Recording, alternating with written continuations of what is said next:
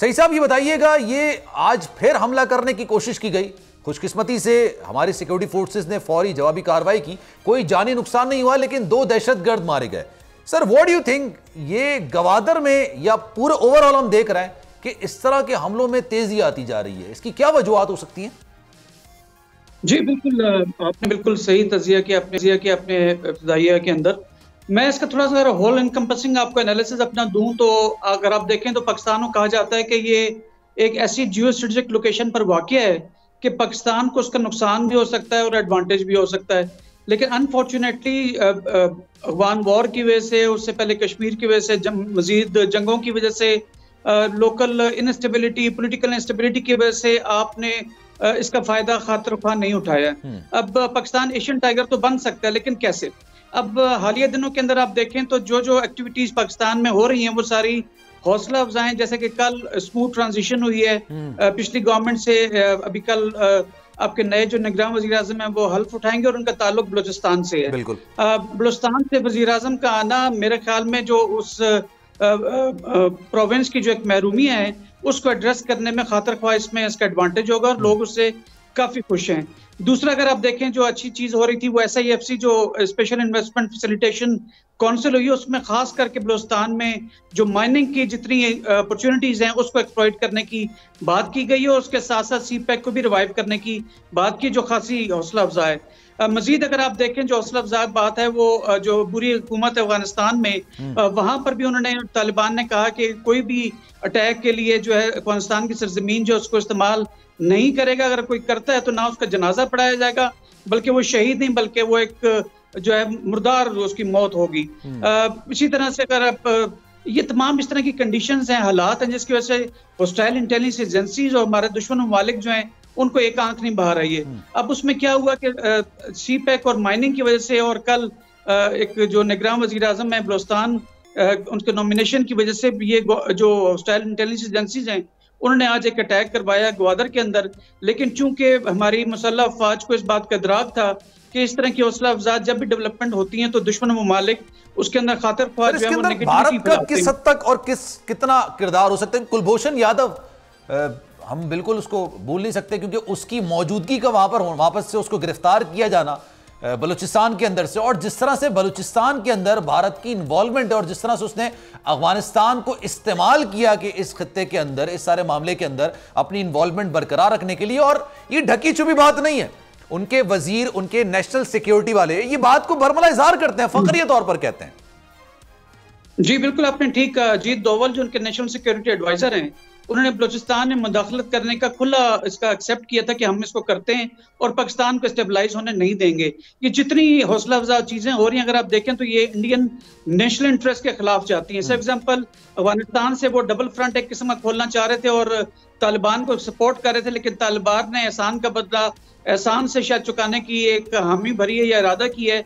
जैसे कि chief army staff ने पेशावर के ग्रैंड जिरगे में खिताब करते हुए अपनी रिजर्वेशन का इजहार किया था, तो उनका जो इंतबाह था वो उसने काफी वर्कआउट किया। लेकिन ये जो इस फतवा आया है अफगानिस्तानी गवर्नमेंट की जानिब से, ये इंडिया के इंटरेस्ट में नहीं जाता।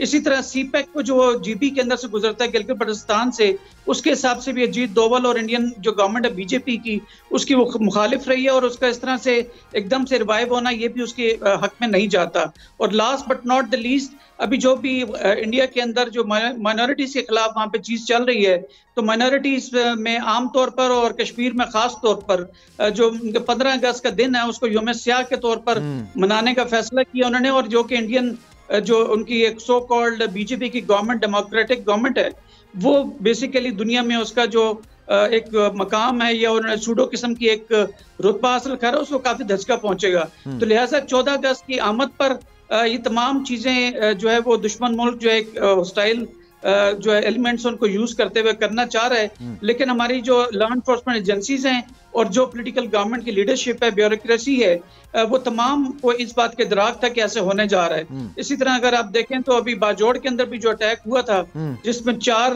जो है वो स्लीपर सेल के उनके जो लोग थे उनको जहन्नम वासिल किया गया है, और एक बदकिस्मती से हमारे एक जवान जो उसने मोहम्मद शुएब शहादत को रुतबा पाया है। तो ये सब चीजें जो है पाकिस्तान के लिए आने वाले दिनों में इंशाल्लाह ताला बहुत बेहतरी की तरफ जाएंगे।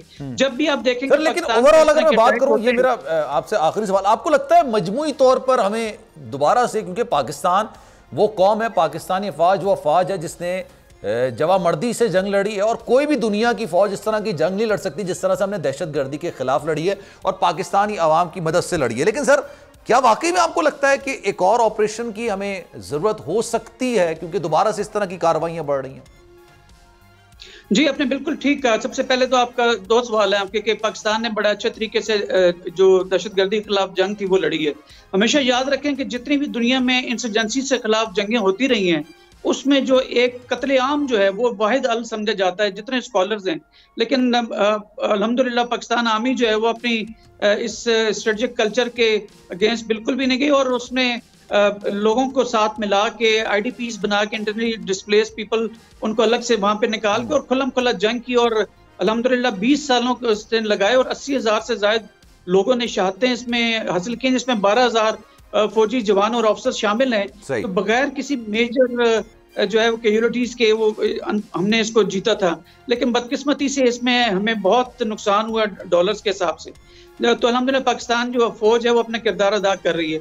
जहां तक इस बात का सवाल है कि क्या एक और ऑपरेशन की जरूरत है, तो मैं नहीं समझता कि एक और ऑपरेशन की जरूरत है, क्योंकि ये तमाम ऐसे एलिमेंट्स हैं जो कि स्लीपर सेल की सूरत में थे, और अब वो जब सर उठाने की कोशिश करते हैं तो लोकल्स ही उनको कला कमा करते हैं। और इसमें कोई दो राय नहीं है, पाकिस्तान की तरफ कोई मैली आंख से देखेगा तो वो आंख निकाल दी जाएगी, उसको बर्दाश्त नहीं किया जाएगा। सही साहब, thank you so much for your time.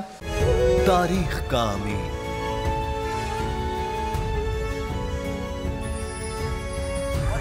आजादी की अलामत,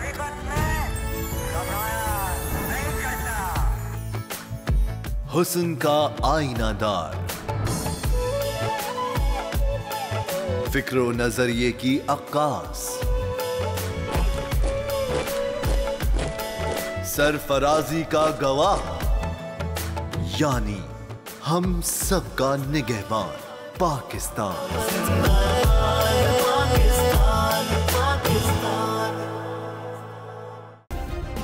सब्सक्राइब करें और बेल दबाएं ताकि कोई खबर रह न जाए।